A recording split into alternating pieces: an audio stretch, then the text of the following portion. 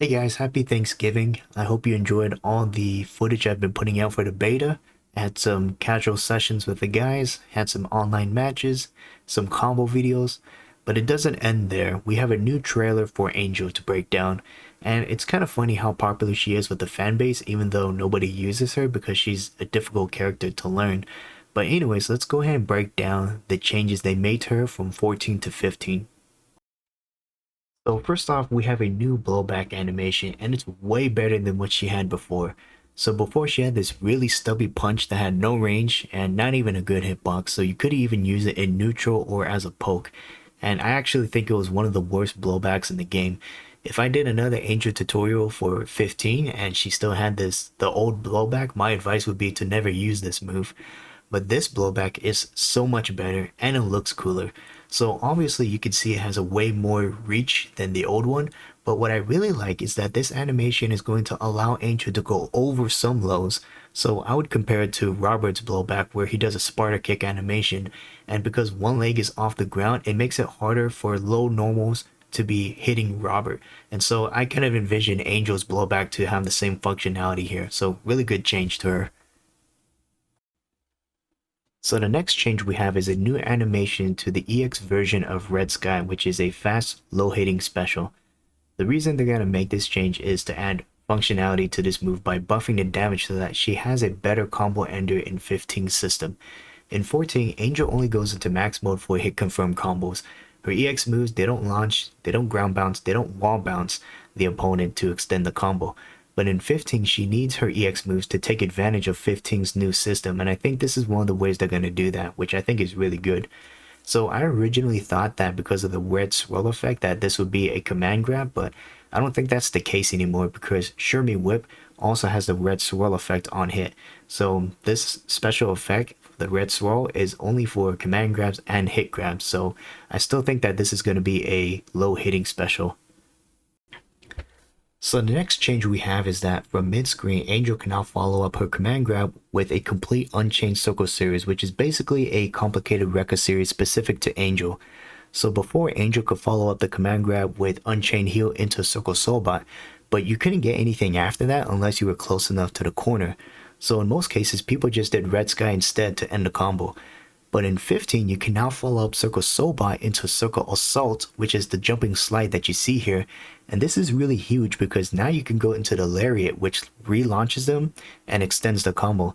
So this is going to make her command grab a lot more useful than it already is. So this also means that she's going to have new combo routes for her Unchained Circle series. So for example, this new corner combo right here. So if this is possible, just imagine what other combos are possible because of this change. Another big change we have is that her EX Unchained Step now has a hitbox, which as you can see allows her to extend her combos. So this is a really huge change because as I mentioned before, none of her EX moves in 14 had additional launch, ground bounce, or wall bounce properties to extend the combos. Now she does thanks to this change, and I'm really happy about that because after playing the beta, I think that optimal combos, if you have less than 3 to 4 bars, are going to be from EX moves and not Shatter Strike. So every character is going to need a combo that uses 1 to 2 EX moves. And with the changes to this move here and EX Red Sky, Angel's going to fit in perfectly in 15's new system. So huge props to SNK not just on bringing back Angel, but also updating her in ways that she really needed it. So the last change we have is that she cannot climax cancel off of the final hit of her EX Super. So in 14 you couldn't do this because the final hit leaves them grounded and her climax doesn't OTG. So if you wanted to cancel from EX Super to climax, you had to do it from the second to the last hit of EX Super, which is stupid because the final hit does the most damage and you're leaving that out just to get the climax cancel, which is not optimal. But in 15 they're going to fix that design flaw. Now, unfortunately, we don't get to see that climax connect because it's an SNK trailer, but it's safe to assume that it will. So this means that her climax will now OTG, or they're going to replace it with one that does. Either way, her climax is going to OTG, which is what it should have been able to do in the first place, so that she can properly combo after EX Super. And if that's the case, I wonder if she could do the climax off of her counter super, because that also leaves them grounded. And if that's possible, that's going to be a really sick way to end the match.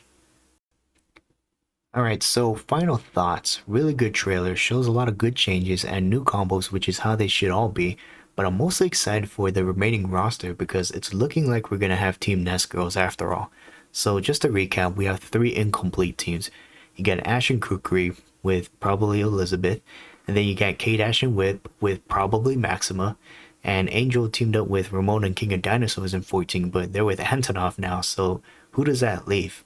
Really, the only answer is Kula and Sylvie to form Team Nest Girls, and in fact, Angel and Kula teamed up in the past in 02, so it's not unusual to see these two characters together. So yeah, I mean, like, that's really the only way I could see the rest of the reviews coming along. They're probably gonna do, another member of Angel's team, maybe Sylvie next week, and then they'll probably, one by one show the final characters of the three remaining teams. But yeah, that's really it for this breakdown. Let me know what you guys think, and until next time.